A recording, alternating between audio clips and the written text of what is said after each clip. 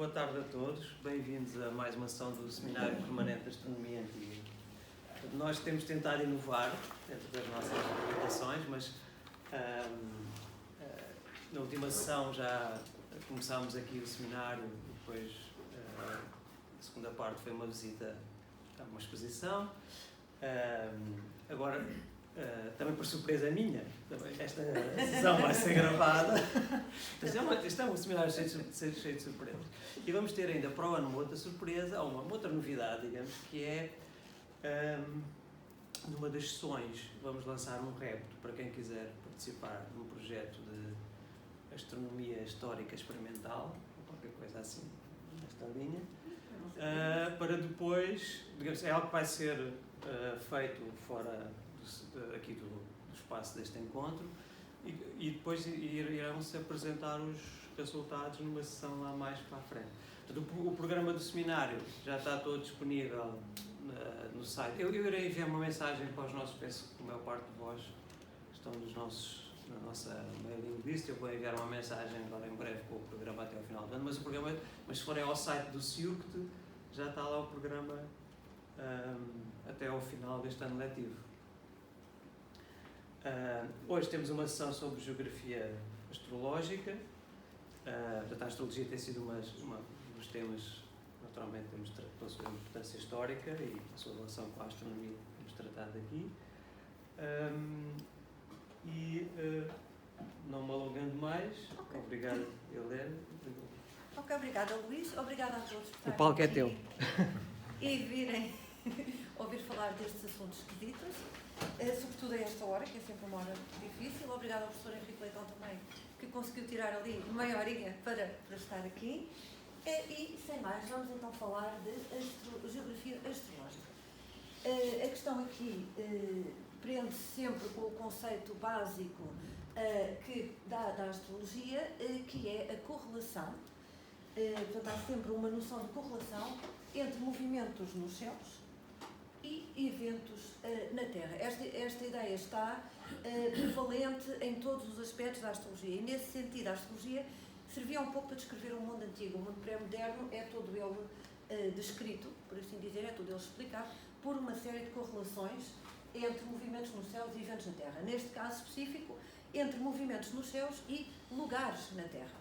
Esta correlação em geografia astrológica ocorre a vários níveis. Há vários níveis, é como se houvesse várias camadas de correlação. Os planetas, os 7 planetas visíveis, que incluem neste caso o Sol e a Lua, que são considerados luminares, e planetas aqui usado no seu sentido mais lato, os errantes, as estrelas que se movem. Portanto, o Sol, a Lua e os 5 planetas visíveis estão associados aos 7 climas. Eu já vou detalhar tudo isto. Os elementos são associados às 4 direções do espaço. Quando falo dos elementos, são obviamente os 4 elementos clássicos: fogo, ar, terra e água. E depois os 12 signos do zodíaco estão associados a regiões, países, reinos, que não correspondem necessariamente às divisões políticas atuais, mas que mais ou menos ficou à memória destas associações. E todos estes níveis de correlação podem coexistir, sobrepõem-se e por vezes são usados para fins diferentes. Todas estas associações acabam por ter uma série de consequências.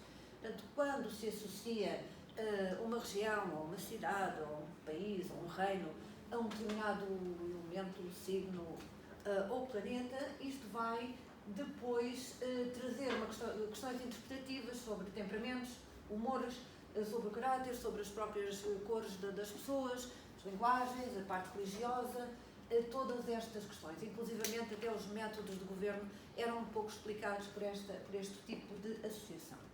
Portanto, as ideias que temos de ter um pouco em mente é que estas associações vão depois refletir-se em pessoas, na agricultura, os métodos agrícolas e o tipo de agricultura que era feita em cada região, e depois isso tem obviamente consequências na economia, no governo, a parte cultural e depois as diferenças religiosas. Tudo isto estava associado, tudo isto são fatores que interagem uns com os outros, e tudo isto depois estava relacionado com determinadas correlações astrológicas também. O assunto tem sido estudado desde há muito tempo por uma série de autores. Aqui estão apenas os mais antigos, depois são, digamos, que os clássicos deste tema. Talvez os que inovaram e começaram a tratar este tema já há mais tempo, podem ver pelas datas, mas desde esta altura até agora e durante todo o século XX houve uma série de pessoas que abordaram este tema.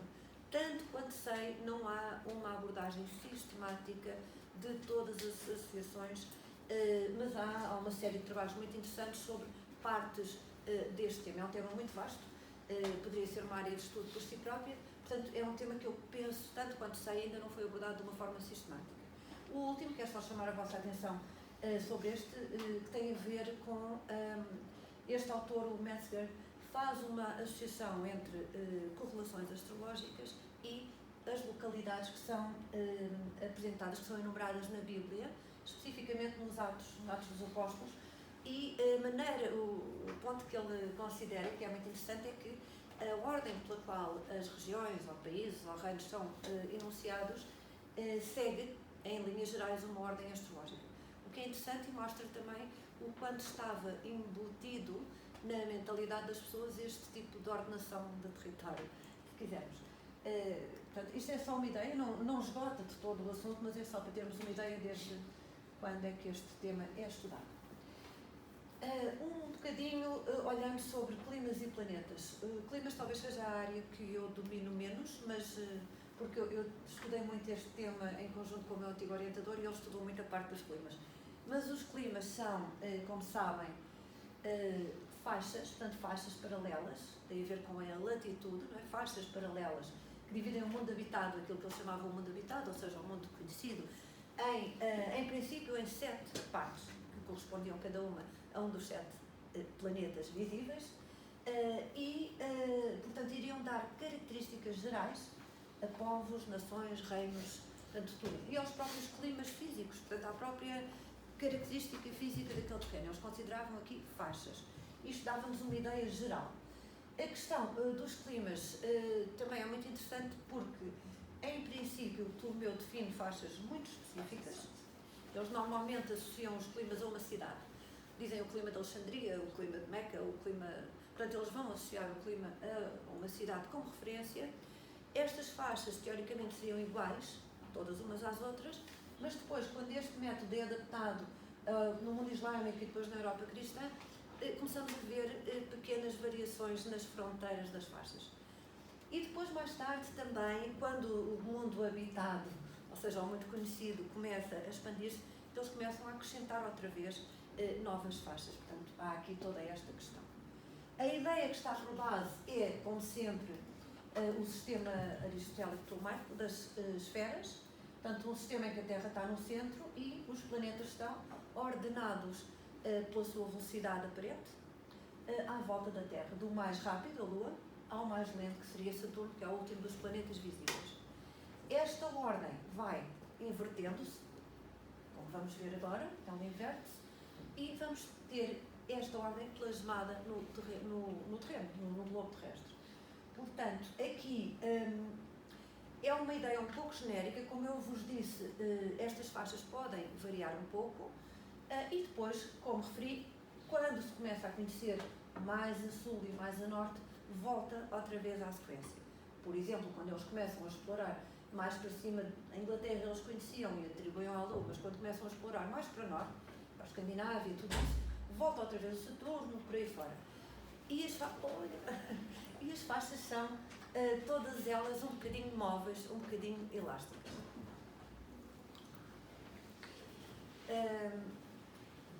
Temos aqui uma ideia dos climas. O primeiro clima seria este, atribuído a Saturno, mais árido, mais seco, mais difícil, e depois por aqui fora. A ideia é sempre que os climas centrais são os mais moderados. Portanto, no centro temos o terceiro e quarto clima, reparem que também seria o que abrange a área aqui do mundo islâmico, onde em princípio estas ideias se envolvem, a própria Grécia e tudo isso. O terceiro e o quarto clima seriam os mais moderados, portanto os melhores, e esta ideia é prevalecente neste tipo de associações. O centro é sempre moderado, pode ser o centro da Terra, pode ser o centro do sistema, portanto aquilo que está mais moderado é melhor, e depois aquilo que está nos extremos é mais destemperado e é mais difícil e portanto será mais agreste. Há sempre esta ideia. E então, também há aqui muito, os autores, por exemplo, Ptolomeu, há aqui muito de um certo bairrismo, se me permitem, em que os autores escrevem também conforme a sua perspectiva. E, portanto, aquilo que diz respeito a eles, ao clima deles, ao seu clima natal e onde eles vivem, será sempre necessariamente melhor do que os outros. Portanto, há este lado também dos outros. Os outros são os que vivem nos extremos e são selvagens, conflituosos, sujos. A limpeza é uma questão aqui muito importante, é referida muitas vezes. Têm hábitos sexuais licenciosos e depois, pior que isso, estranhos ritos funerários. Portanto, há aqui uma série de características que se atribuem aos outros, desde questões de conflituosidade, limpeza, sexualidade e depois também os ritos funerários serem estranhos, o que para este tipo de povos tinha uma importância muito, muito grande. Sobre climas muito mais haveria a dizer, mas só para termos uma ideia. Uma outra questão, e esta sim vou explorar um pouco mais, é a associação entre os quadrantes e os elementos, os 4 elementos clássicos, e havendo esta associação. Só um minuto, desculpa. Temos aqui um bocadinho para o Luís. O Luís está sem cadeira.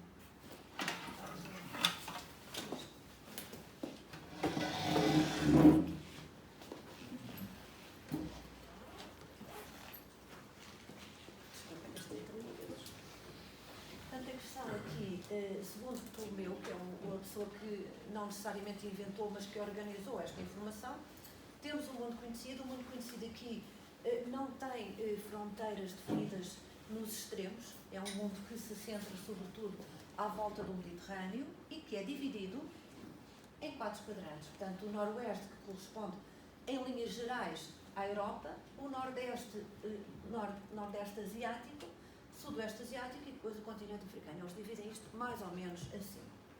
Curiosamente, o centro do mundo passa pelo fim do Mediterrâneo, alguns, perto de Creta, há quem diga perto de Rhodes. Há alguma polémica sobre o centro do mundo, que seria um ponto importante, não é? Seria um ponto absolutamente de equilíbrio e central. Cada um puxa um bocadinho o centro do mundo mais para o seu lado, mas o centro do mundo é sempre ali no final do Mediterrâneo, ali naquela parte. Estes 4 quadrantes são depois então associados aos 4 elementos. Nós aqui na Europa estaríamos associados ao fogo, ao elemento fogo. Depois o ar seria o nordeste asiático, o sudeste a terra e o continente africano a água. Dentro de cada um destes quadrantes há 3 signos de cada elemento, não sei se sabem, mas seriam então distribuídos, estes 3 signos de fogo, por exemplo, seriam então distribuídos por o continente africano. Em caso estejam a perguntar, estas divisões, em linhas gerais, seguem acidentes naturais, por exemplo, uma cadeia de montanhas, ou um rio, ou uma diferenciação entre uma floresta e uma planície. Portanto, eles vão seguindo e a maneira como ele caracteriza é mesmo depois da cordilheira tal mudou o continente, ou depois numa margem do rio é assim, na outra margem é assim. Portanto, isto segue tudo mais ou menos acidentes naturais. E depois, à medida que nos afastamos ali do mundo mediterrâneo, é cada vez mais vago, porque o conhecimento é pouco. Portanto, os signos do elemento ar vão estar associados à Europa. Fogo. Vão estar associados à Europa, estava a olhar aqui para este. Da maneira que se vê, portanto, nós aqui na Península estaríamos então associados ao Sagitário em linhas gerais, e todo o norte ao Carneiro e depois ali a parte da Itália ao Leão. E o que ele diz, ele é o Ptolomeu, diz que os signos de fogo, em geral, fazem os nativos impacientes, amantes da liberdade, dados à guerra, o fogo, não é? Diligentes, imperiosos, limpos e altivos, cá vem outra vez a questão da higiene, olham as mulheres com desdém e indiferença. E isto é muito interessante porque mostra que quando ele diz os nativos, ele refere-se especificamente aos homens. A astrologia era muito feita de e para, por e para homens. Também há secções, às vezes, nos livros para mulheres, mas basicamente era uma questão mais ligada ao público masculino, por assim dizer. E, portanto, olham as mulheres com desdém e indiferença, ponderados na comunidade, bravos, fiéis e afeiçoados à família. O que parece um pouco só, olham as mulheres com indiferença, como é que depois... Mas pronto, são questões que teríamos que perguntar ao Ptolomeu. Mais especificamente, e eu vou ser aqui mais específica na Europa, que é onde estamos, ele considera que Carneiro e depois o planeta Marte, que é o regente Carneiro, estão associados à Bretanha, em França, à Alemanha, são mais selvagens, mais ousados e ferozes, portanto, são dentro destas características gerais, aquela zona seria mais ousada e feroz. Leão e o Sol, Itália e Sicília, portanto, aquela parte ali da Europa, são mais imperiosos, mas também benevolentes e considerados, há aquele lado mais imperioso. Depois, a parte que nos toca aqui na Península Ibérica, Sagitário e Júpiter, que inclui a Espanha, que é a Península Ibérica, Céltica, a Toscana e, portanto, também partes da Itália, amantes da liberdade, da simplicidade e da elegância. Fomos beneficiados nestas características. Os outros não vou alargar-me tanto, mas aqui no elemento ar também, como vêem, as divisões são maiores, porque havia menos conhecimento também. Portanto, eles vão dar características gerais. Sempre associaram, aqui seria a China, para este lado, eles sempre associam a China ao signo de balança. É uma coisa muito tradicional, mas, como veem, as divisões são muito mais alargadas por desconhecimento de detalhe. Então, consideram que, em geral, são mais ricos, portanto, seriam mais ricos que a Europa, educados em teologia, hábeis em magia, justos nos seus negócios, livres e nobres, castos no matrimónio, elegantes no vestir, caridosos e inteligentes. Portanto, isto em geral. Depois haveria diferenças regionais que eu não vou agora entrar. A parte do sudeste asiático, ligada ao elemento terra, seriam obedientes ao domínio dos governantes, capazes de prever eventos futuros, dá muito jeito, quentes na sua constituição, amorosos, luxuriosos, gostam de atuar, cantar e dançar e têm roupas e ornamentos berrantes. Acho interessante eles darem este detalhe. E depois, eu passei muito depressa, mas a Índia é sempre tradicionalmente associada ao Capricórnio. E depois o continente africano, que era conhecido basicamente na sua parte superior, e depois o Egito, o resto era muito desconhecido, está associado à água, em geral, com algumas especificidades. Eu vou-vos pedir para terem em mente esta associação aqui, que é o caranguejo. Já vou explicar porquê. Aquela zona ali que corresponde, em linhas gerais, à Tunísia e Líbia, e que eles chamavam Ifriqiya, que depois foi dado o nome ao continente, e Cartago, os romanos chamavam Cartago, era uma zona muito rica e de grande interesse para o Império Romano, e esta zona depois vai ter uma importância e ali um reflexo interessante na península, já vamos ver. Mas, em geral, o continente estava associado aos signos de água e as características gerais dos seus habitantes era constituição muito quente, não é de estranhar, desejam as mulheres, ao contrário dos outros que as descrevem, deliciam-se com ornamentos e roupas femininas, mas são, e a adversativa não é minha, do Ptolomeu, mas também corajosos, astutos, praticantes de magia e destemidos perante o perigo. Portanto, isto seria então uma divisão geral que depois teria especificações locais. Mas esta é uma divisão que é apenas uma parte da descrição do Ptolomeu. Se nos centrarmos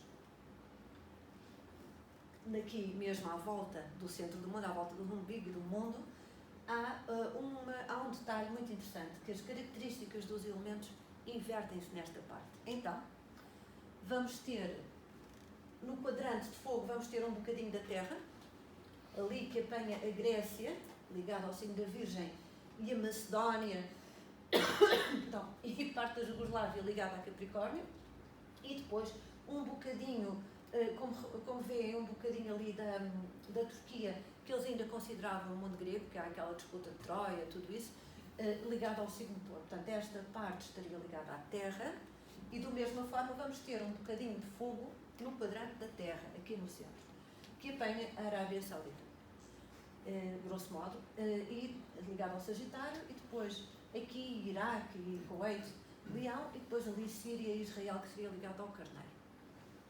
As divisões não correspondem necessariamente ao que nós temos agora. Portanto, esta parte inverte-se, e o mesmo vai acontecer com os outros dois quadrantes. Onde a Turquia é uma zona que depois vai estar associada basicamente a signos de água, de várias maneiras, chamavam Ásia Menor, mas depois tem uma série de nomes, Capadócia, etc. Portanto, e, da mesma forma, vamos ter o Egito, e depois esta parte aqui de baixo, que se chamava troglodítica e outras coisas, ligada a signos de ar. O Egito, tradicionalmente ligado aos Gêmeos, desde sempre, e depois o resto, ali a Península do Sinai ao Aquário e aqui Balança, ligado a signos de ar. Portanto, o que temos são divisões muito grandes, que depois têm especificidades regionais e aqui no centro do mundo dá-se esta inversão. Desculpa, não é? Tenho que estar sempre a passar em frente. Portanto, voltando um pouco a esta ideia geral, voltamos outra vez à noção do equilíbrio. O centro do mundo, aquela parte que focámos agora, seria sempre um ponto de equilíbrio, sobretudo os habitantes do Iraque. Portanto, já percebemos quem é que escreveu o livro. Seria alguém ali daquela zona, com certeza.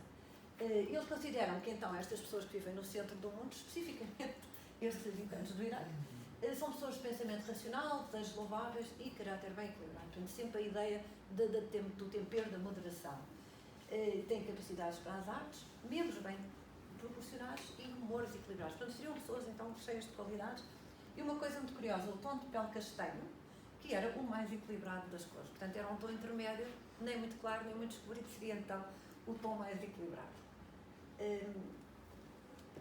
Este seria uma das divisões. A outra, mais complexa, e agora vamos entrar, então, no detalhe, sobrepondo-se a esta grande divisão dos quadrantes, teríamos regiões e signos. E se encontramos alguma simetria na descrição anterior, na associação anterior, aqui vamos encontrar uma série de especificidades regionais. Voltando ao Ptolomeu, que é sempre uma fonte muito boa para estas coisas, ele era, antes de tudo, um geógrafo. As cores podem ajudar um bocadinho a perceber os elementos. Ele aqui está, como se vê, a fazer aquela divisão que vimos: fogo, ar, terra, água, e depois no centro inverte. Isto é a mesma coisa que viram há bocado com cores, mas neste momento num outro formato. Mas antes disto, temos, por exemplo, um autor, Marcos Manilius, que nos vai dar coisas ligeiramente diferentes, porque segue um racional diferente. Por exemplo, nós ali, já vamos dar isso com calma, mas temos ali Capricórnio e Terra em cima. A questão é que sempre que todos os autores, cada autor que descreve esta situação, vai centrar-se na sua área, na sua região. Portanto, eles vão sempre ter o foco no ponto onde estão ou em pontos do globo que lhes interessam, sempre, obviamente, associados àquilo que eles chamavam o mundo habitável ou o mundo conhecido. O resto não podia ser mapeado, eles não conheciam. Voltando ao Ptolomeu, só por uma questão de cronologia, portanto, temos este autor. E agora vou dar-vos vários exemplos, só para verem a maneira como os interesses se centram em determinadas áreas. Por exemplo, aqui, Alcabiades é, obviamente, um autor islâmico e ele vai centrar-se sobretudo no mundo islâmico. Ele vai dar mais detalhe e mais importância ao mundo islâmico. Não quer dizer que ele não conheça as outras associações, mas a questão dele é claramente o mundo islâmico, Rota da Seda e, eventualmente, ali uma incursão ali para a Ásia, não sei porquê. Um bocadinho, se avançarmos um bocadinho mais para a frente, vamos ter o Schoner, aqui um autor europeu, e já vamos encontrar associações muito mais ligadas à parte de cima. Ele segue muito o Ptolomeu, devo dizer, ele é muito ptolomaico, mas já vai focar-se mais na Europa. Há coisas que são postas, como sabem, os livros eram manuscritos, e muitas vezes os livros eram repositórios de informação, portanto eles vão repetir alguma informação, mas também vão acrescentar aquilo que lhes interessa a eles naquele ponto, naquele momento. Portanto, ele vai fazer este tipo de associações. E depois, mais tarde, temos o Pedro Cervelo, que é um autor ibérico e que vai, obviamente, centrar-se no mundo ibérico com algumas incursões aqui para este lado. Portanto, ele aqui vai mundo ibérico, norte da África e mundo europeu. Ele vai, sobretudo, puxar mais para ali. E depois temos um fenómeno muito interessante, um autor também ibérico, este ainda é o William Lilly, século XVII, inglês. E, portanto, vamos encontrar muitas coisas ligadas à Inglaterra. Cá está, estamos a puxar o nosso foco para cima, para a Europa, com breves referências ao resto. Já inclui a Escandinávia nas suas associações, mas claramente o foco deslocou-se para ali. E agora sim, o autor que eu estava a dizer, que é um autor, António de Nájera, mas é de Lisboa, ele diz mesmo, nascido em Lisboa. E reparem o detalhe, ele é uma fonte de associações coreográficas muito rica, e o detalhe todo que ele vai dar no que diz respeito à Península Ibérica, sobretudo, e a toda a Europa. E Península Ibérica, Itália, portanto, nota-se claramente que o interesse é ali centrado. embora depois, obviamente, vai continuar a citar as associações clássicas, já com muito detalhe também nos países do Norte, que nos autores islâmicos praticamente não estão presentes, ou estão assim com uma associação muito vaga. Portanto, este autor já vai ter todo este detalhe. Vamos agora ver em detalhe um bocadinho mais a Península Ibérica e especificamente aqui o nosso cantinho, Portugal. Portanto, o Ptolomeu vai dar uma associação genérica Sagitário, genérica, que tinha aquelas características todas agradáveis que ele referiu há bocado, era muito bonito, mas antes dele, o Marcos Manilius, um século antes, vai associar a Capricórnio e aquela área costeira especificamente a Saturno. Saturno era o deus dos limites, dos limes, não é? E eles consideravam, quem viajasse deste lado para a Península Ibérica, consideravam que aqui era o fim do mundo. E consideravam, portanto, que a partir daqui acabava-se o mundo, literalmente. Há uma lenda, que é obviamente uma lenda, mas que diz que há um centurião romano que vem com as tropas lá para o norte e que há um rio, penso que é o rio Lima, se não estou em erro, que é o Lima, que eles têm que atravessar e que os soldados têm medo que seja o rio do esquecimento e, portanto, recusam-se a atravessar. E então que ele atravessa o rio e depois do outro lado do rio chamam-os pelo nome para mostrar que não se esqueceu. Obviamente é uma lenda, mas mostra e reforça a ideia de que aqui era o fim do mundo. Portanto, seria uma zona um bocadinho agreste. Voltando aqui ao período medieval, esta associação de fim do mundo deixou de ter grande relevância, mas temos então a associação que o Ptolomeu oferece, o Sagitário, e depois toda a zona costeira, incluindo Portugal e Galícia, peixe. Há uma razão para isto, porque são os dois signos de Júpiter.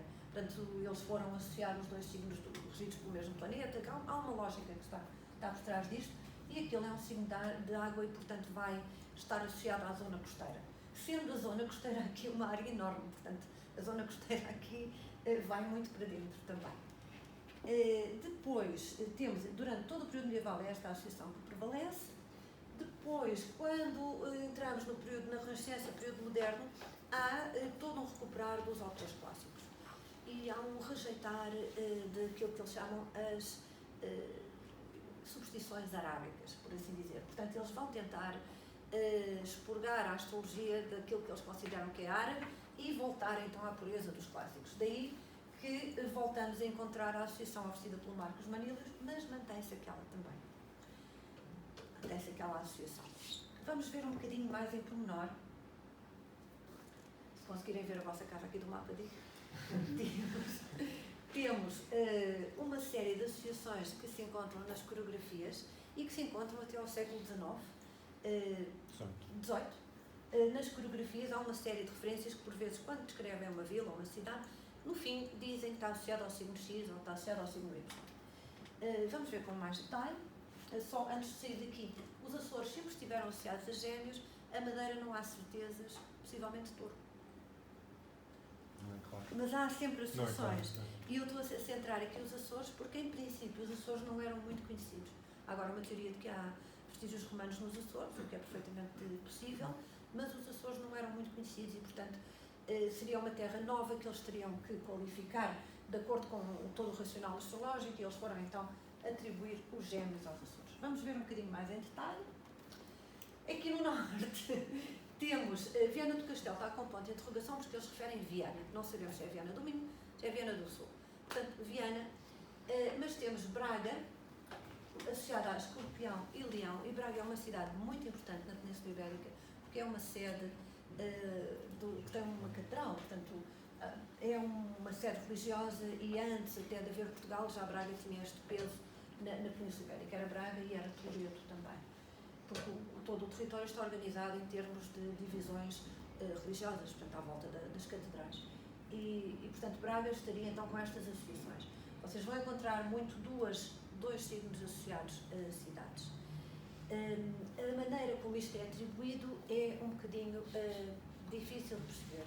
Há cidades que são fundadas pelos romanos, segundo o rito romano, e portanto há uma data que se sabe, e pode ser essa data. Há cidades que têm atribuições que têm a ver com as suas próprias características. Se está ao pé de um rio, em princípio é associado a um signo de água. Se é montanhas, será um signo de terra ou de fogo. Portanto, pode ser pelas características do próprio terreno ou pode ser outro tipo de associações. Portanto, aqui há uma série de possibilidades a jogar. Quando encontramos dois signos, como vamos encontrar também em Lisboa e outros locais, pode ter a ver com a memória de um mapa astrológico que havia alguns e que se perdeu. Ficou só esta associação. O Porto, um signo de água, peixe, não surpreendentemente. E depois aqui para dentro, reparem que isto segue o percurso de um rio. Balança, vai seguir o percurso de um rio, que é o rio de Coimbra, na Bom. E vamos encontrar um pouco isso. Portanto, isto depois segue normalmente acidentes do terreno. Depois temos ali uma área que Caranguejo, Leiria, Santarém, Orem. Lisboa, mais uma vez associada a dois signos, Balança e Caranguejo. Setúbal, Caranguejo, todo este lado mais costeiro, signos de água.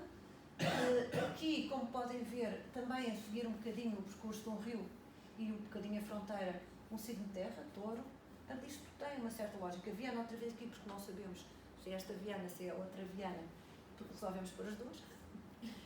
E depois vamos encontrar Beja. Beja foi fundada pelos romanos, portanto há mesmo uma fundação, está associada a Caranguejo, não sei porquê. E depois no Algarve, o reino dos Algarves, como sabem, durante muito tempo era separado do território.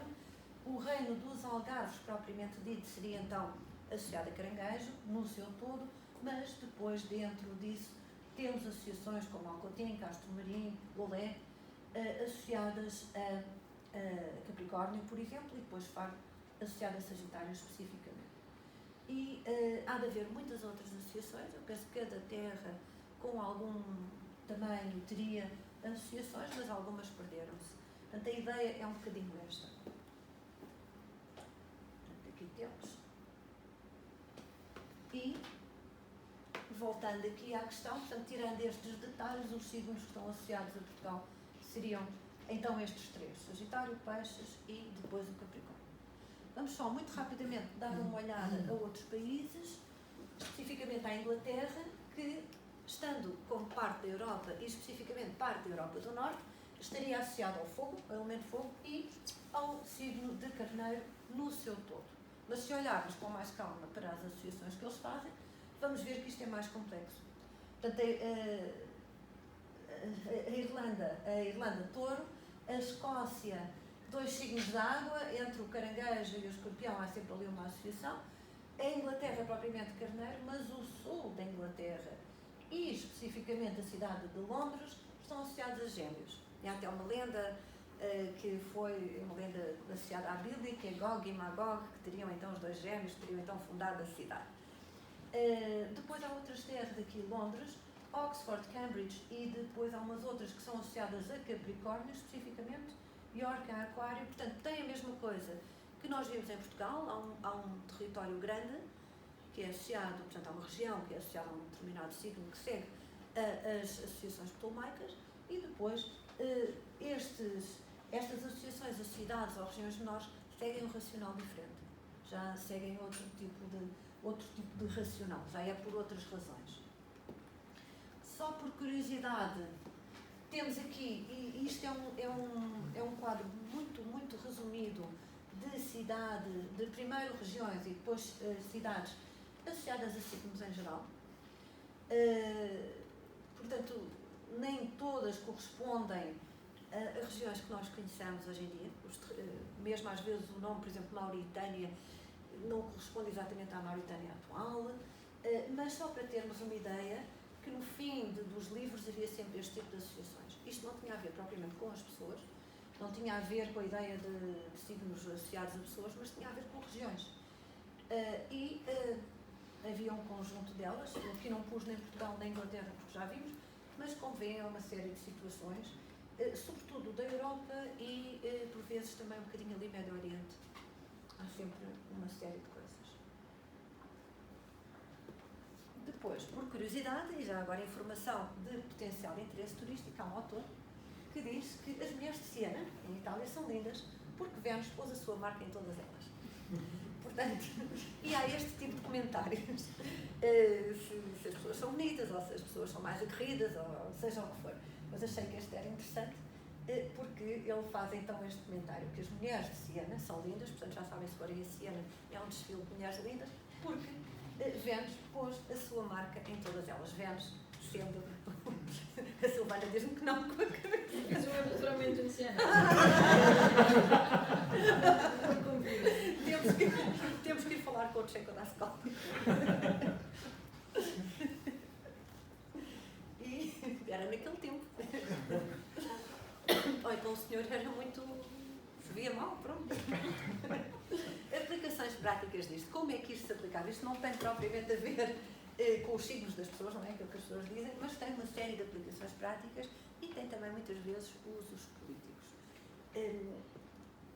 Por exemplo, aqui o nosso amigo Marcos Manilhas, a quem já referimos várias vezes, oferece-nos um bocadinho o racional geral que está por trás desta questão das regiões.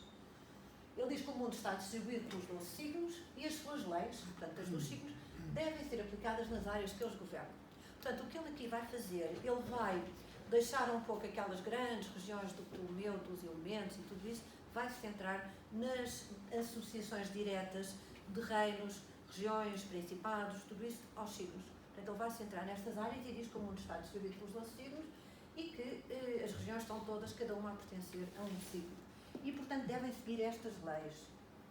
E depois diz, e tal como os signos se aliam ou se confrontam uns com os outros nos céus, porque há uma série de regras de afinidade e desafinidade, também as terras que eles governam se aliam ou se confrontam. Portanto, ele aqui explica a parte política através desta tendência natural para haver entendimento ou desentendimento entre determinados povos.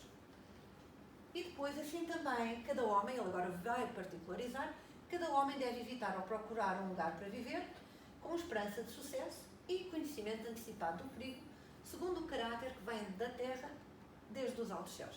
Portanto, ele aqui também vai associar isto às pessoas e associar de um modo que eu digo sempre profilático, ou seja, a pessoa poder escolher um lugar que lhe é mais favorável ou evitar, então, um lugar que lhe seria menos favorável para poder estabelecer-se ou viajar ou qualquer coisa.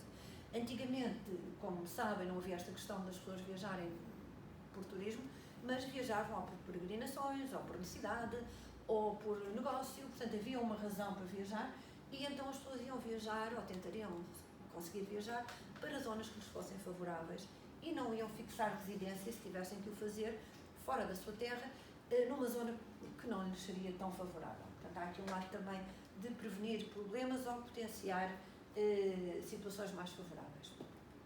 Vamos ver um exemplo. E vamos ver um exemplo português. Portanto, a estrela nova, há uma supernova em 1604, como sabem, ou se não sabem, ficam a saber.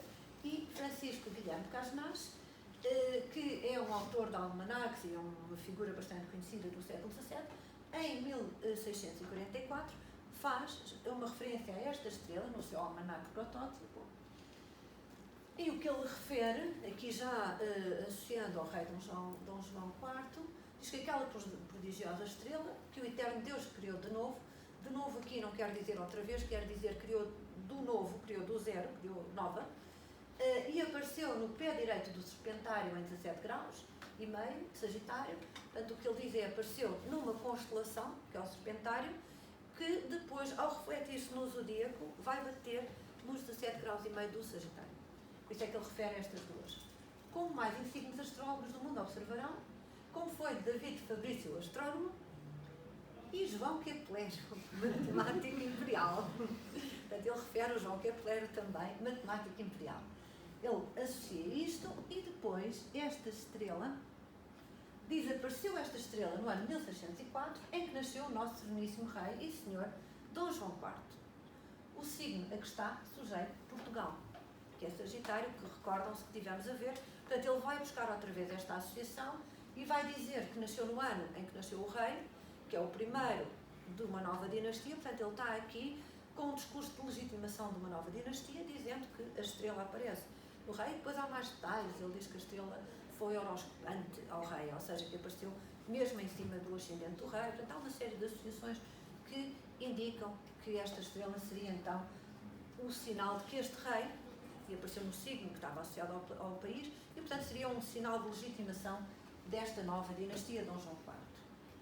Este tema é depois também abordado pelo padre António Vieira mais tarde, em 88, e com a sua retórica barroca fantástica, que já nos habituou, o padre António Vieira diz: a astrologia alemã, portanto, outra vez o Kepler, voltamos ao Kepler, acertando no nome e dignidade de rei, isto porque o Kepler faz também umas associações em que ele refere que pode haver um rei que aparece ou que morre, portanto, refere que são coisas que têm a ver com reis e com questões associadas ao reis, mas naturalmente o Kepler vai associar isto à realidade onde ele vive, que será a realidade alemã e ali centro-europeia e tudo isso. Portanto, a astrologia alemã, acertando no nome e dignidade de rei, se enganou em tudo mais. Portanto, o padre António Vieira vai aqui corrigir o Kepler e vai explicar porque que o Kepler não estava bem. Porque a mesma estrela estava dizendo e apontando para a província havia de ser Espanha, o reino de Portugal e a pessoa é o rei Dom João IV. Obviamente, o Kepler não mencionou nada disto, mencionou coisas da sua realidade política.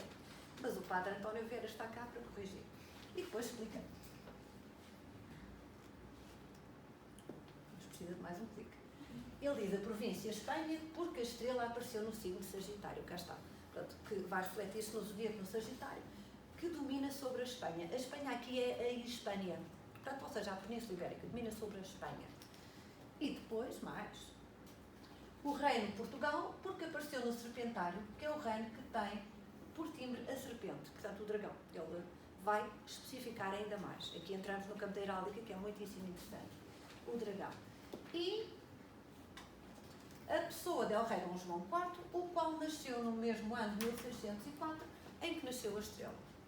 E depois há outras questões em que ele realmente associa, mais uma vez, tal como o Casmas, a estrela ao horóscopo do rei. Mas eu não vou agora estar a entrar em pormenores. Portanto, aqui estamos a ver uma aplicação destas associações geográficas a um discurso político por duas pessoas, tanto o Francisco Casmas como o padre António Vieira, que vão associar isto à legitimação de um novo rei, de uma nova dinastia. E corrigir o Kepler.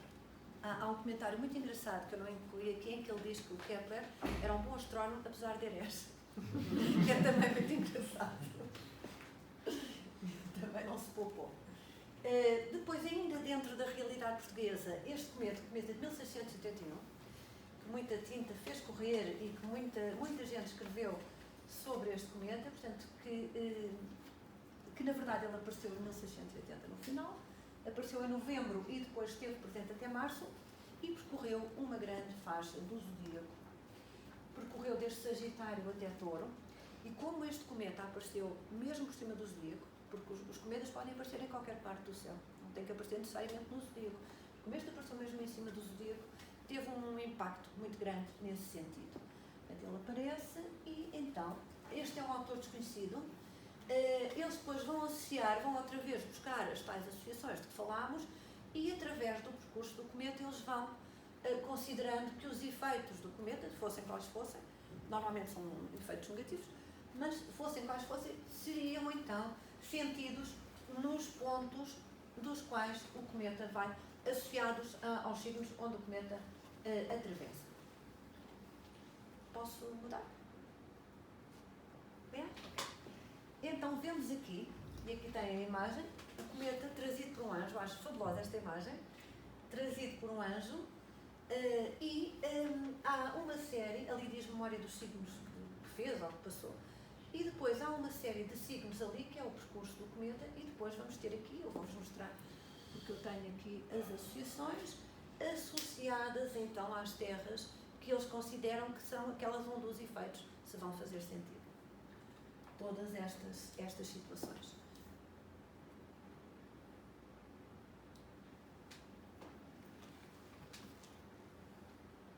Ainda me falta um. Vamos ter um comando. Portanto, é assim, acho esta imagem deliciosa, com o anjo a puxar. Eles consideravam que havia um anjo que, simbolicamente, obviamente, consideravam que era um ser sobrenatural que puxava o cometa. O cometa era um fenómeno completamente fora dos ciclos naturais dos planetas, e então seria uma coisa, um sinal, e seria transportado por um mensageiro, por um anjo. Portanto, temos isto. Outras questões que temos que ter em conta a associação que eu ainda não referi, signos e direções do espaço. Ainda uma outra camada de associações que segue um racional ligeiramente diferente. Este, ao contrário dos signos e regiões, signos e direções, ao contrário da ligação aos reinos, este é muito simétrico e segue uma lógica muito náutica, por assim dizer. Portanto, temos um zodíaco e a questão é que o zodíaco pode indicar-nos direções do espaço. Portanto, este, ligado a Carneiro, que é um signo de fogo, sul, o sul está para cima porque os mapas astrológicos e os mapas geográficos antigos estavam virados a sul. Portanto, tínhamos sempre, nós estando no hemisfério norte, quando olhamos para o sol, estamos sempre a sul. Portanto, o sul está à nossa frente, ao oeste, que é o poente, ali nascente, a culminação poente e depois a contraculminação, ligada ao norte, ligada à água e ligada ao ar. As cores, eu penso que ajudam a associar. E então, todos os signos de fogo estariam ligados à direção este. Uns este por sul, outros este por norte. Porquê? Este, portanto, o signo de Carneiro seria representado por este propriamente dito. Outro signo de fogo, Sagitário, este por sul, porque está perto do sul.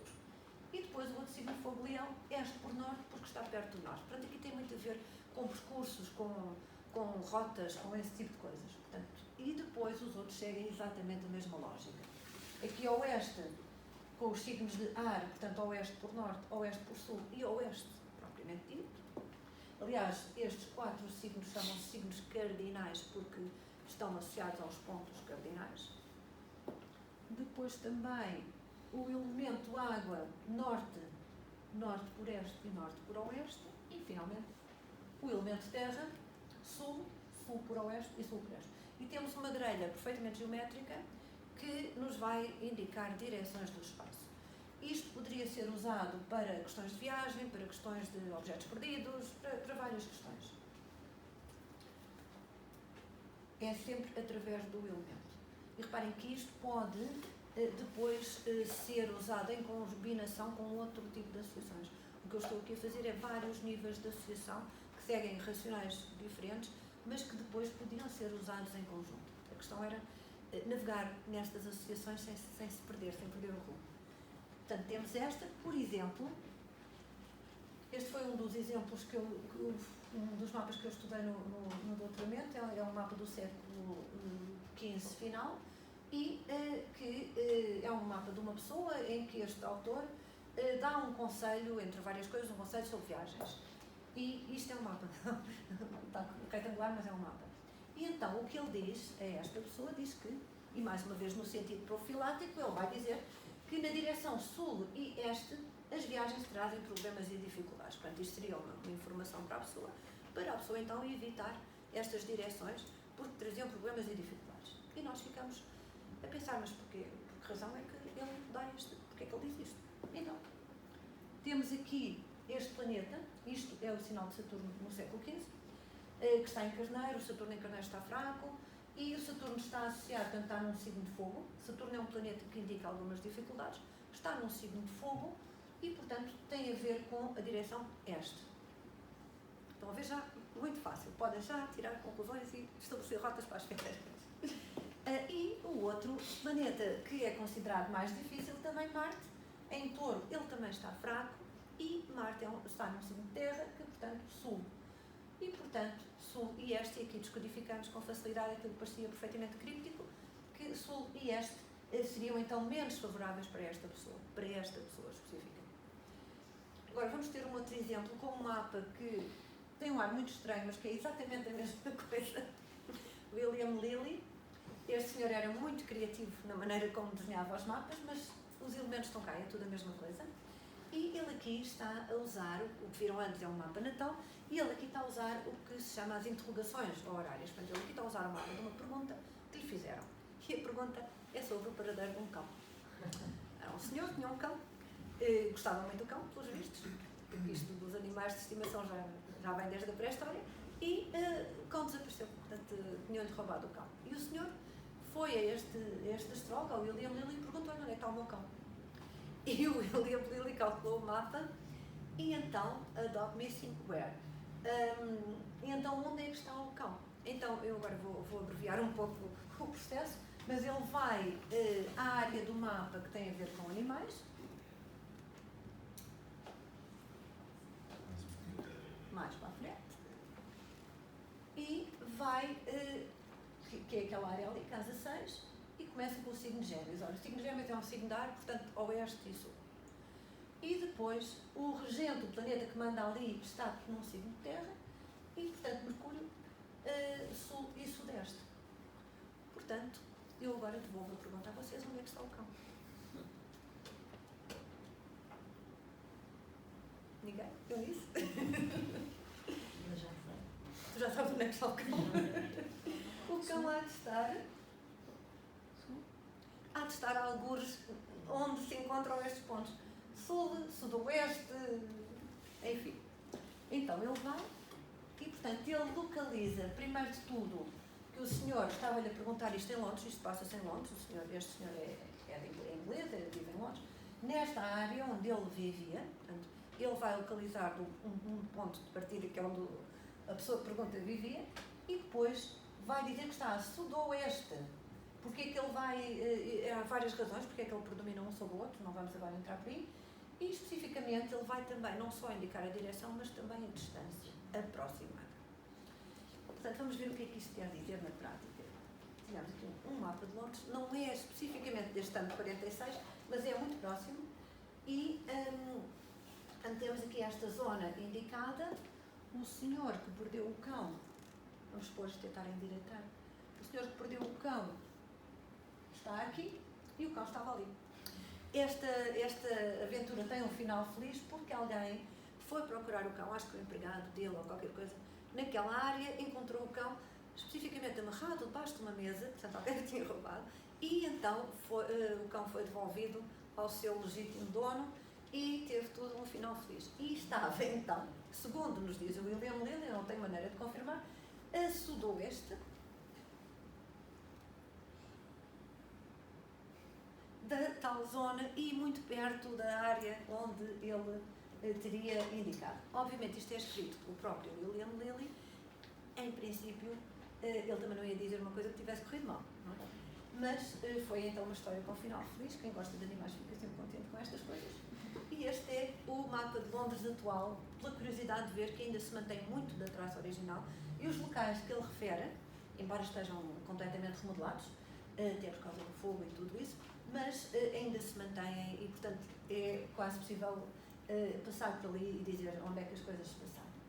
Estas são algumas das localizações associadas e algumas das aplicações práticas associadas a este tipo de associações.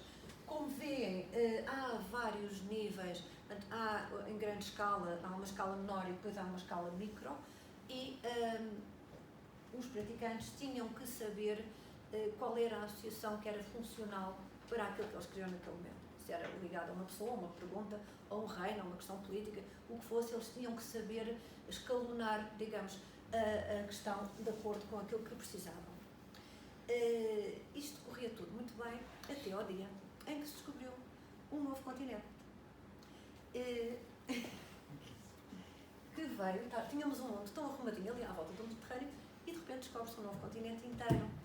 E portanto vamos ver como é que eles lidam com isto. Eu vou passar ao Luís esta parte, porque o Luís está a trabalhar justamente este tema. Tem o tema muito mais fresco que eu e portanto passo a palavra e depois vai-me no fim falar. Depois já volto.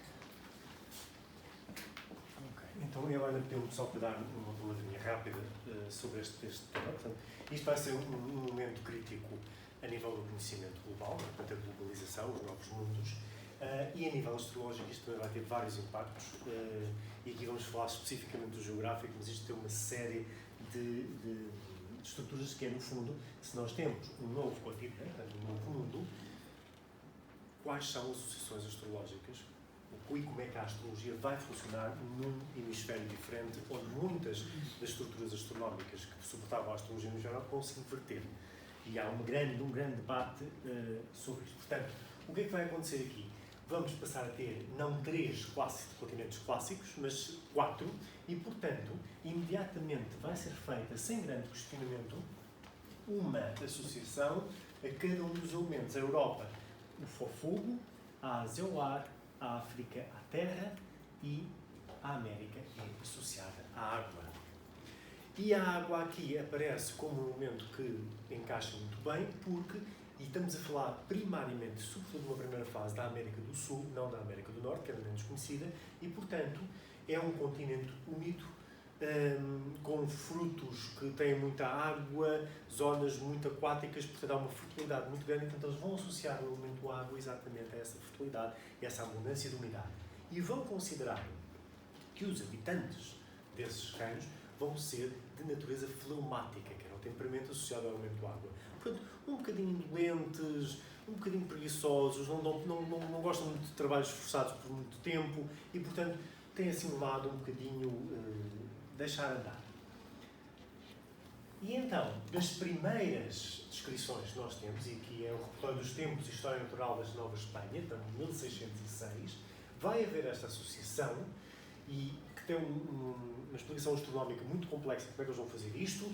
Tem a ver com usar um template que é universal da astrologia, que é o mapa da criação, portanto, uma cor é o mapa do mundo, o mapa que existiu, o signo que ascendia no momento em que a criação é feita, que é considerado que é o caranguejo, desde o tempo dos romanos, e depois, a partir daí, pensar assim, então, nós sabemos localizar mais ou menos qual é o ponto onde a criação se iniciou e fazer as contas para saber qual era o céu. Se o caranguejo estava a erguer-se lá no Médio Oriente, então, qual é o signo que está a se erguer no México, no mesmo momento em que o mundo é criado.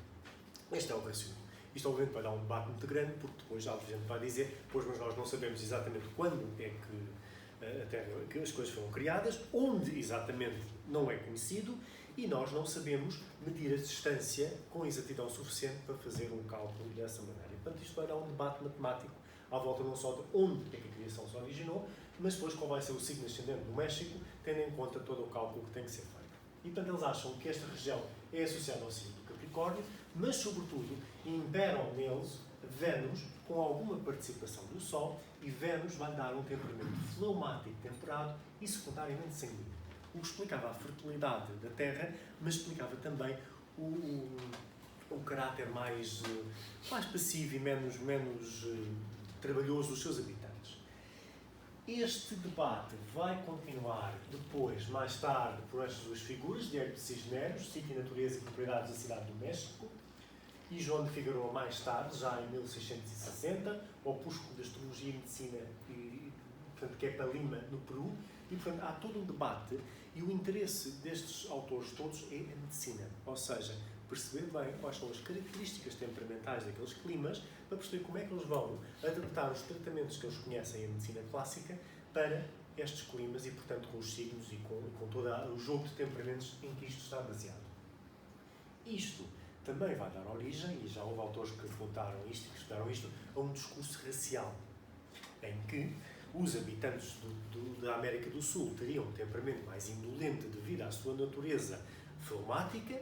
A única coisa para os quais eles eram bons era para trabalhos de minúcia, como artesanato, em que tinham paciência e muito tempo para andar ali a fazer coisas que requeriam muitos pormenores, e isto é muito interessante também, que era o temperamento contrário à Espanha, que tinha um temperamento colérico e, portanto, os efeitos que um lugar de temperamento fleumático, o signo da água, ia ter em pessoas que tinham temperamentos genericamente coléricos, ia fazer com que eles descessem um bocadinho a sua energia, isto entendem em fisionomia antiga, descesse a sua energia do cérebro mais para o estômago e, portanto, eles acabavam por perder as suas capacidades intelectuais naquele novo mundo e tornar-se eles próprios também indolentes e pouco trabalhosos.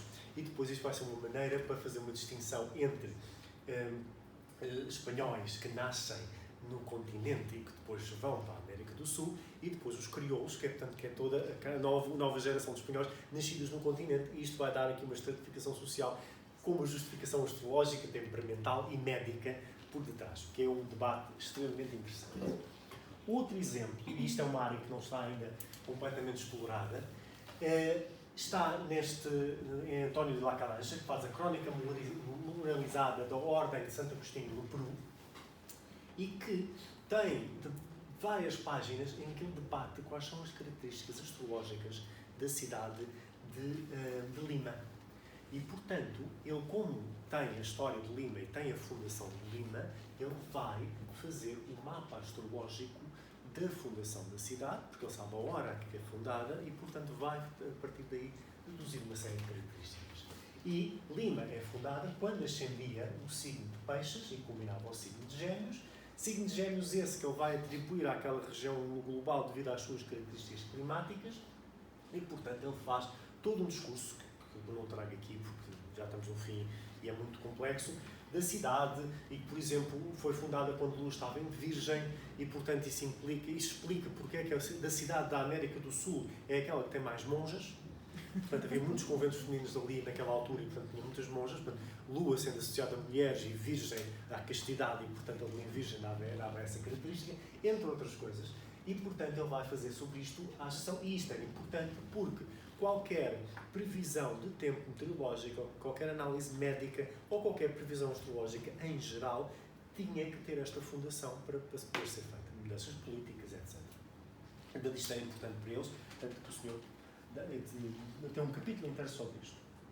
Em termos disto, portanto, não há um mapeamento, por exemplo, sobre a América do Norte, não conheço, devem haver de certeza, não conheço discursos sobre a América do Norte, há muitos da América do Sul, na América do Norte não há.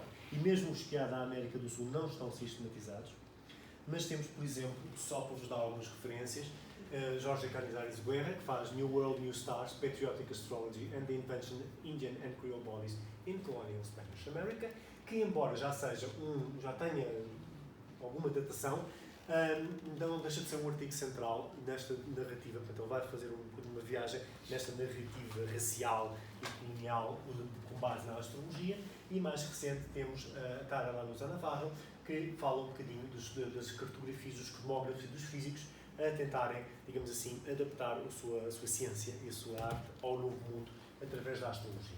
E, portanto, são dois artigos que podem interessar para vocês verem.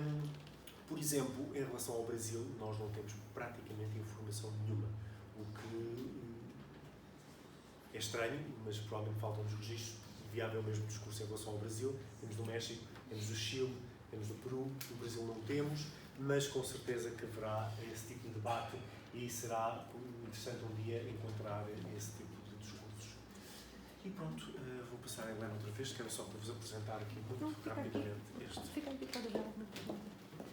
E então, aqui é só para termos uma ideia do tipo de associações. Já agora aproveito para acrescentar que a partir de uma certa altura, logo no início da colonização, se quisermos chamar de assim, há um conjunto de físicos que implicam médicos, astrólogos, que vão para o novo continente provar frutas e experimentar os vegetais para ver a sua qualidade dos temperamentos, se é quente, se é seco, se é úmido, se é frio, para ver a sua qualidade médica. Portanto, como é que podem ser usados em termos de medicina. E medicina aqui num sentido mais preventivo, portanto, a alimentação para equilibrar o corpo e para equilibrar os temperamentos. E, por exemplo, só a título de curiosidade, o ananás é altamente recomendado, porque faz muito bom estômago. Porque é um fruto que eles consideram seco, quente. Se vocês comerem ananás em excesso, de facto ficam com aftas, e então consideram que é muito bom para a digestão, que é em si um processo quente e seco. E ajudava a quem sofria de pedra nos rins. Pronto, aqui fica a dica. E é tudo. Muito obrigada e se tiverem dúvidas, façam favor.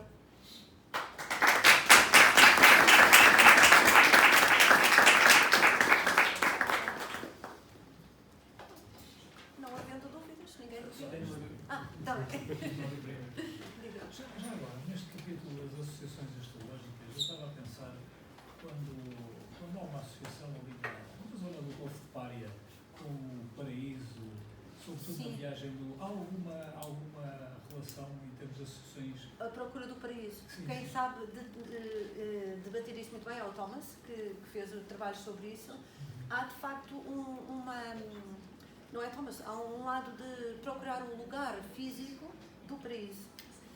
Mas isso eu depois remeto para o Thomas, porque ele fez um estudo muito detalhado sobre isso. Eu tenho duas perguntas. A primeira é, uma pessoa que vivesse no Algarve, numa das cidades uma das papel de Aspas Proeminentes tinha pelo menos 3 signos associados. Então, Portanto, tem escolha? Tem o signo Geral, sim. geral, tem o signo do Algarve e tem o signo da cidade. Sim. Portanto, e me perguntei, como é que isso joga? Pois, a questão, eu tentei dar essa ideia, porque às vezes é uma ideia. A questão é justamente saber qual é que se refere a quê? Quando é que se usa cada um deles? O geral é muito para coisas tipo cometas e coisas assim. A pessoa em si depois ainda ia ter outra coisa, que era o seu mapa, que não era um signo. Hoje em dia as pessoas dizem, eu sou do signo X. Isso para um astrólogo pré-moderno não quer dizer rigorosamente nada, não é? O signo importante seria o signo ascendente. Exatamente. Mas ainda tinha isso. Deixa-me só interromper aqui. Todos estes signos que são associados às regiões, o que eu estou a falar é o signo que ascendia sobre a região. Portanto, eu estou a falar de um ascendente. Chegando às vezes alguns autores, sobretudo dos árabes, a darem graus específicos e dizerem, por exemplo, que a Síria tem como ascendente, estou a inventar, 12 graus de Virgem. E, portanto, tudo que passasse ali nos 12 graus de Virgem teria um efeito direto sobre aquele lugar. Desculpa, só para entender. Sim. Mas pronto, a questão muitas vezes é que estes signos genéricos, grandes, as zonas grandes que nós vimos ao princípio, eram mais para previsões grandes. E depois, quanto mais específico, mais direcionado, inclusivamente chegando ao ponto do mapa individual. Quando a pessoa sabia. Não é? Eu não posso agora estar a explicar isso, mas basicamente eles sabiam, é como mudar o foco. Há mudar o foco, digamos, e quando eles iam para o micro ou quando trabalhavam com o macro. E a segunda pergunta era se esta geografia astrológica de alguma forma se refletiu ou materializou nos mapas e nos globos. Remeto outra vez para o Thomas. Eu penso que sim, o Thomas detectou já muitos simbolismos astrológicos nos mapas e detectou também uma série de arcos que permitem desenhar o sistema de casas, não é?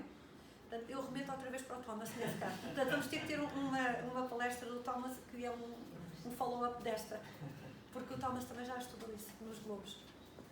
Geralmente o que vocês veem nos globos celestes é aparecerem nas estrelas associações astrológicas, ou seja, muitas vezes aparece a estrela e aparece um conjunto geralmente de 2 símbolos planetários, por exemplo, Saturno, Júpiter, o que quer dizer que aquela estrela tem uma natureza de Saturno com participação de Júpiter. Geralmente o código é sempre este. Mas mapas geográficos... Mapas geográficos, o Thomas já referiu várias vezes essa situação. 2 perguntas. Helena Guilherme, das das 2. Obrigada por virem. Eu há bocado não percebi uma coisa. Quando referiste que a zona da Líbia, Cartago, tinha o signo de caranguejo e isso depois ia ter repercussões na esqueci. Okay. Porque há aqui, já agora também posso dizer, porque há aqui desculpa, é uma curiosidade só, que tem a ver com a memória com que nós ficamos das coisas. Portanto, aquela zona ali que era Ifriqiya e era Líbia, Tunísia, mais ou menos, portanto, segue um determinado. Esta zona aqui. E depois vão ver que, quando temos este mapa já muito detalhado, há um caranguejo aqui na Península Ibérica outra vez. É Nova Cartago. Portanto, eles vão outra vez dar esta associação. Uma vez que Cartago é caranguejo, eles vão também atribuir caranguejo à Nova Cartago.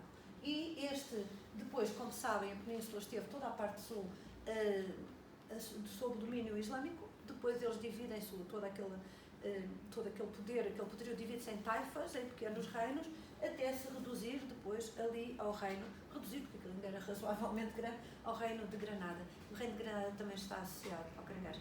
A minha questão é, a memória, às vezes a razão pela qual as coisas são feitas é política e às vezes a memória prevalece, independentemente de haver depois mudanças políticas significativas. E ficou, e mesmo depois de já não termos Granada, de Granada ter caído, aquela zona continua associada àquele signo, por essa razão. Era isto que eu queria dizer, depois passou-me da memória. Era isto. E depois, em relação à simbologia de Portugal, ainda hoje é peixes, porque estou a pensar, por exemplo, no mapa astrológico de Portugal que o Fernando Pessoa fez. Portugal aparece como peixes, não é? O Nandinho... mapa astrológico do Fernando Pessoa tem uma história muito complexa, que é assim. O Fernando Pessoa o que fez foi seguir este raciocínio e tentar perceber, e voltando àquilo que eu disse, de ver graus específicos, ele tentou, na sua comunidade de astrólogo, descobrir se havia algum grau específico que seria o ascendente de Portugal. Então ele faz duas tentativas conhecidas. Uma é colocar o signo, portanto ele parte do princípio que o Peixes é o signo associado a Portugal, porque vai a estas fontes buscá-lo, e vai dizer assim, das duas uma, ou o Peixes é o signo ascendente de Portugal, ou é o signo culminante em Portugal. E, portanto, ele vai criar dois mapas abstratos em que ele vai pôr o signo de Peixes no topo, no culminante, o que faria um ascendente Sagitário, que corresponderia ao largo modo à Península Ibérica, e, portanto, isso teria uma correlação, pelo menos seria lógica aos olhos dele, tendo em conta as fontes. Ou então, vai pôr o Peixes no... não, vai pôr o Peixes no ascendente, peço desculpa, e o Sagitário no inicial, no culminante, ou vai pôr o Peixe no culminante e faz um ascendente em Caranguejo para a latitude de Lisboa. Isto depois tem que ser feito para uma latitude. E então ele tenta, à face do evento históricos da época dele, portanto, a implantação da República, a queda da monarquia, etc., etc., ele tenta acertar ali graus que sejam significativos para determinadas perspectivas. E é isto que ele faz. É uma tentativa, não Só. é uma verdade. Ele nunca calcula um mapa astrológico de Portugal porque nós não temos uma data de fundação específica, muito menos uma hora. Portanto, ele tenta fazer uma grelha genérica, com base nesta teoria, para tentar adaptar para estudos que ele tivesse a fazer. E fica por aqui aquilo que ele fez em termos de trabalho astrológico de Portugal. Depois, a partir daí, houve muita gente que derivou muita coisa e houve muita gente que inventou umas coisas a seguir e que tem um racional um bocadinho estranho e obscuro e um bocadinho wishful thinking, não é? Portanto, para aquilo que eles querem que seja, mais do que propriamente um racional A questão astrológico. é que ele fez isto atendendo à época e depois há uma apropriação desse esquema e a mentalidade new age depois vai para aí fora. A ré desse volta é complicado. Mas pronto, não deixa de ser interessante ver o que é que ele fez. No fundo, baseado neste tipo de fonte. Ele está a usar este tipo de fonte. Só um bocadinho está ali a Paula a levantar a mão, já falta. Eu presumo que haja uma ligação entre as zonas atribuídas ao signo, regiões, países, reinos, e, consoante o mapa astral pessoal, uma probabilidade da pessoa ter sucesso numa zona dessas. Mas é isso que eles dizem, sim.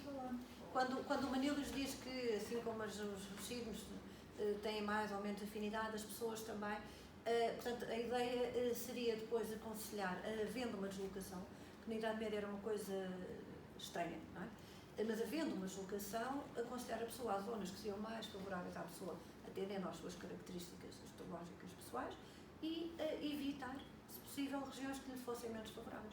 E há regras para isso. Há regras específicas. Tentei dar aquele exemplo aqui de... E é usado de uma forma profilática, que eu também acho muito interessante, porque não há aquela ideia de vais para ali e vais morrer. Há uma ideia profilática, não é? Dizer evita esta situação, não é? Porque poderá ser prejudicial. Vai antes para o sítio tal, porque poderá ser mais favorável. Portanto, há aqui um lado também, segue este racional, mas há um lado também de tentar aproveitar isto de uma forma que seja benéfica para a pessoa, o que eu acho interessante. Eu verifico que todos estes autores medievais, autores pré-modernos, indianos, estão de certo modo amarrados àquilo que foi instituído por Ptolomeu. Sempre. Dividir o mundo em 4 partes, atribuir a cada uma delas um dos elementos e depois associar esses elementos àqueles signos que já estão associados por definição. Qual foi o racional de Ptolomeu? Temos que perguntar a Ptolomeu é um dos poucos autores da Antiguidade. E agora vou à Antiguidade, depois fomos aos árabes, a coisa mais diferente. É o único autor da Antiguidade que tenta arranjar uma explicação para tudo. Há explicações em que ele é muito bem sucedido, há explicações em que aquilo não funciona muito bem. E é muito criticado, depois há toda uma historiografia de crítica ao Ptolomeu e às conclusões de Ptolomeu. E como é um autor central, não é? Seja para a astronomia, seja para a geografia, seja depois para a astrologia, o sistema dele fica como, digamos assim, uma coisa central da qual é muito difícil se desviar, se bem que nós depois vamos ver os árabes, por exemplo, e outros autores a desviarem-se ligeiramente porque vão ter que adaptar aquilo à realidade deles e que já não vai funcionar assim tão perfeitinho como o Ptolomeu. Portanto, há uma crítica ao Ptolomeu. O que o Ptolomeu tenta deixa cá arranjar uma explicação simples, arrumada, simétrica, que explique isto. Obviamente, depois, na prática, nós temos os outros astrólogos que não estão tão preocupados com uma explicação racional, mas estão mais preocupados com a prática deles, a dizer que, espera aí, mas o Ptolomeu diz isto, mas isto não é bem assim. Até o Fernando Pessoa foi buscar o Ptolomeu. Portanto, a autoridade do Isto Ptolomeu mostra-nos Sim, também... é indiscutível, não é? Não é tanto a autoridade do Ptolomeu, é a autoridade da palavra escrita. E nós todos, culturalmente, aceitamos muito, não é? Está escrito. Onde é que está escrito? Quando qualquer coisa, onde é que está escrito? E o Ptolomeu foi um autor que foi muito traduzido e cujos textos foram muito traduzidos. E o Ptolomeu é, acima de tudo, um geógrafo. É um geógrafo e é uma pessoa que, como o Luís diz, quer arrumar tudo. Quer oferecer um racional para tudo. Mas ele é, acima de tudo, um geógrafo. E o Ptolomeu foi um autor que foi muito traduzido e depois foi muito comentado. Portanto, é a autoridade da palavra escrita. Se fosse outra pessoa a ser tão traduzida como o Ptolomeu, seria a autoridade dessa pessoa, não é tanto o Ptolomeu. E, por exemplo, esta autoridade é extremamente atacada quando nós chegamos ao Novo Mundo. Por exemplo, a explicação que o Ptolomeu oferece do funcionamento dos signos e dos planetas regentes dos signos, que é uma coisa muito complexa que está agora aqui a explicar brevemente, mas ele faz uma explicação que o Sol está associado ao signo de Leão e ao Caranguejo, portanto, tudo isso, que é uma coisa central na doutrina astrológica. Ele diz que isso tem a ver com estações. Não é? E, portanto, com as luzes, portanto, a Lua e o Sol, para dar um exemplo do que é que ele quer dizer, por exemplo, com meia dúzia de signos, o Sol e a Lua seriam atribuídos ao Caranguejo e ao Leão, que são os dois primeiros signos do verão, corresponde ao solstício do verão, quando o ano é mais luminoso, os dias são maiores. E, portanto, as duas luzes, o Sol e a Lua, eram atribuídos a essa área. Por oposição, Saturno, o planeta mais distante, mais escuro de todos, seria atribuído aos dois signos de inverno oposto. E, portanto, isso explicaria um sistema que já era muito mais antigo que o Ptolomeu, 300 a 500 anos mais antigo que o Ptolomeu, não é? Eu faço o paralelo com o Ptolomeu e a geografia. Ptolomeu era uma autoridade em geografia e, no entanto, foi frontalmente contestado a partir do momento em que se iniciou a expansão Com a astronomia é a marítima, mesma coisa, não é? Então, temos aquele modelo ptolomaico astronómico, depois tem as adaptações todas matemáticas ao longo do tempo, mas eles ficam ali com o geocentrismo, com os epiciclos e aquilo tudo, até ser completamente perceber que não, isso funciona de outra maneira. Há milénios, não é? Milénios de influência. Na parte astrológica também. Portanto, quando eles chegam lá abaixo, a grande teoria que os europeus têm é que isto tudo, como as estações invertem no hemisfério sul, tudo isto tem que estar invertido. E então há uma série de conceitos fundamentais, nucleares da astrologia, da prática astrológica, que teoricamente teriam que ser invertidos. E o que nós vemos depois nos escritores da América do Sul, alguns já nascidos lá e a praticar, e dizem assim, a autoridade tal, o Cartano, o Campanella, não sei o quê, dizem que isto é invertido, mas isso não se verifica. Na prática. Na prática, nós não engraçado. verificamos isso. Então dizem uma coisa assim, e como o Ptolomeu estava, e eles basearam-se na autoridade do Ptolomeu para dizer aquilo, e como o Ptolomeu estava errado em muitas outras coisas, então se calhar esta explicação também não está correta e a explicação tem que ser repensada, não é? Portanto, o que é muito interessante é eles estarem a fazer esta adaptação aos novos conhecimentos, aos novos... E há todo este debate e essa... E é também o confronto entre uma explicação teórica de uma pessoa que provavelmente nunca praticou coisa nenhuma, Ptolomeu, e depois os práticos, não é? As pessoas que estavam no local e viam e faziam as suas observações, tiravam as suas conclusões. Também é um bocadinho este confronto entre a teoria e a prática. Mais alguma questão?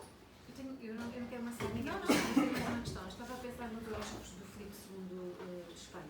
Assim, como eles, de alguma forma, foram modos de validar opções políticas. Sim. Eu gostava de saber se vocês conhecem algo equivalente para os reis portugueses. Sim. Existe? Existem algumas coisas, sim. E há algum estudo que eu possa ler? Por exemplo, há toda esta retórica barroca do Padre António. Há um estudo desta senhora, que é a tese de mestrado desta senhora, que fala exatamente sobre o discurso de legitimação astrológica nas crónicas. Boa. Não podem sugerir os vossos trabalhos, não há problema. Mas sim, há todo, não para todos, não é? Ou pelo menos não conhecido, não sobrevive até nós para todos, mas há algumas coisas. Por exemplo, um tema um bocadinho mais tardio, toda esta retórica do Padre António Vieira como legitimação do rei Dom João IV e que usa também, entre outras coisas, temática astrológica.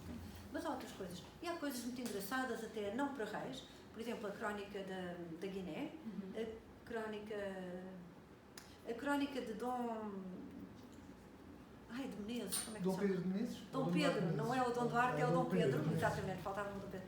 Em que o cronista, que é pago do patrono, diz uma série de coisas sobre o senhor, que era fantástico, e depois há uma altura em que ele diz, o que acontece é que o Dom Pedro Menezes foi governador de Ceuta e tem vários filhos, ele tem uma filha de quem ele gosta muito, que se não me engano chama-se Margarida, é legítima, e ele tem um filho que é o Dom Duarte Menezes, que é um rapaz, é o rapaz dele e é ilegítimo.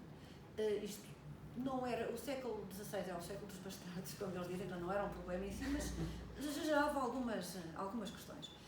E há uma altura em que ele promete ao filho, quando está em Ceuta, promete qualquer coisa, acho que é a Vila Real de Santo António no Algarve.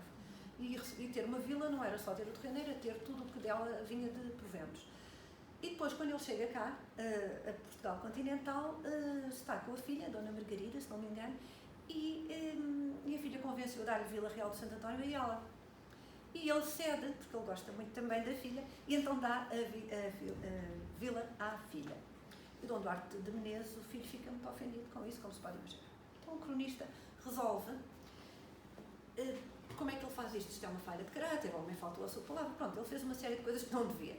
E o cronista diz que ele era, pronto, há várias razões para ele ter feito esta argolada, digamos assim.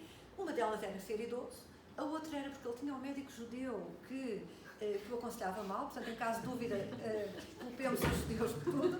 E a terceira razão era porque ele tinha no ascendente... Tinha nascido sob um signo de fogo e duplo, e, portanto, era de mudáveis propósitos. O que é que isto quer dizer? Um signo de fogo, portanto, seria um dos três, leão, sagitário ou carneiro, e duplo seria o sagitário. Então ele teria nascido sob o Sagitário, não quer dizer que ele fosse, o que as pessoas hoje dizem, eu sou isto, sou aquilo, isso não tem nada a ver.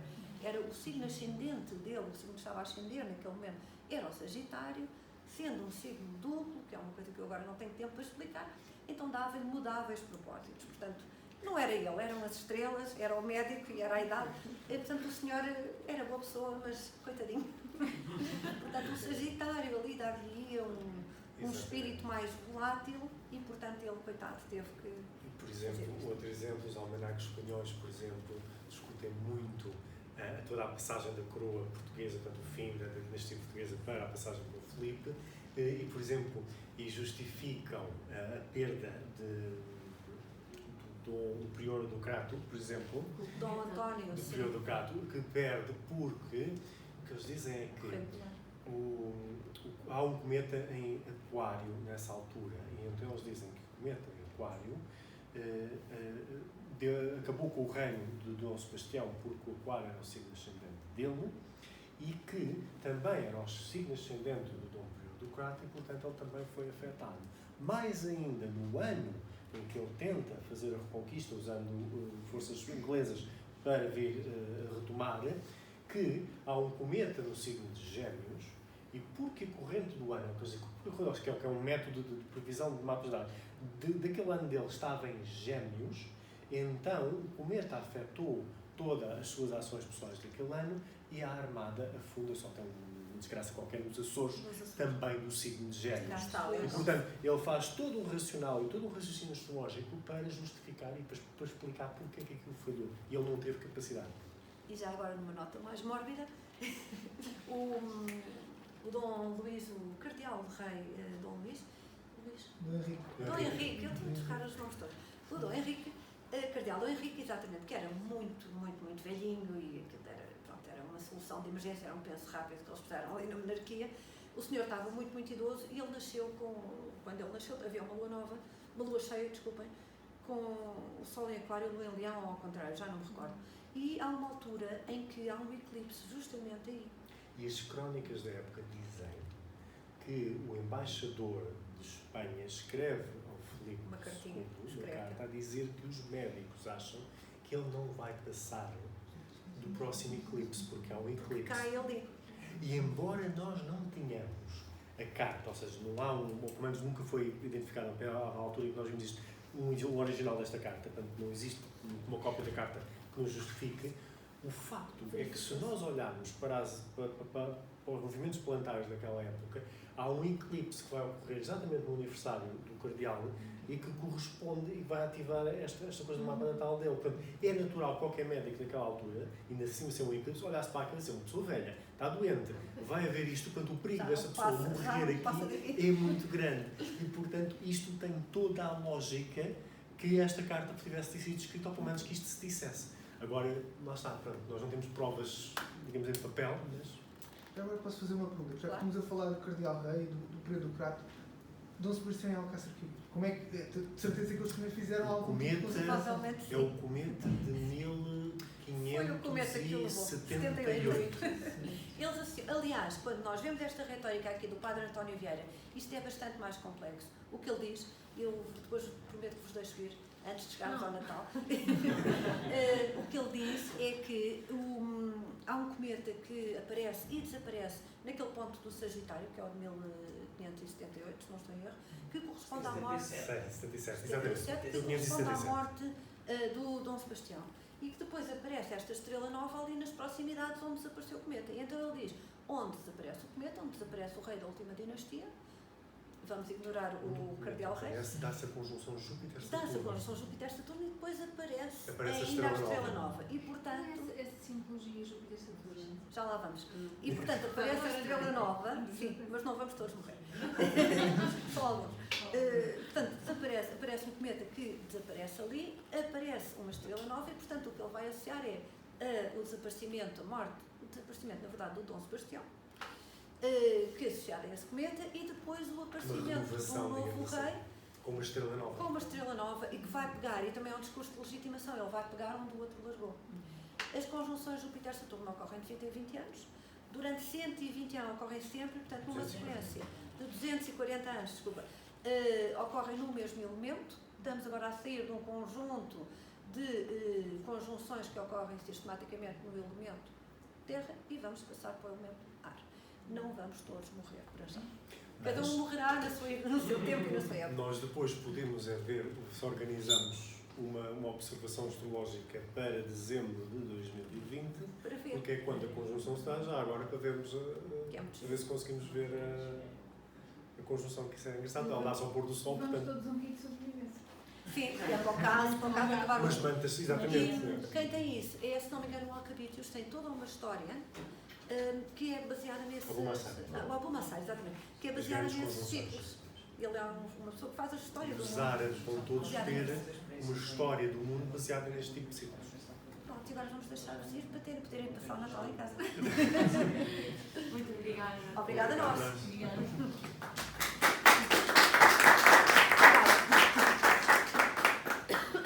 Luís, queres dar umas palavrinhas? Já está. Já está. Obrigado. Luís, muito obrigada também.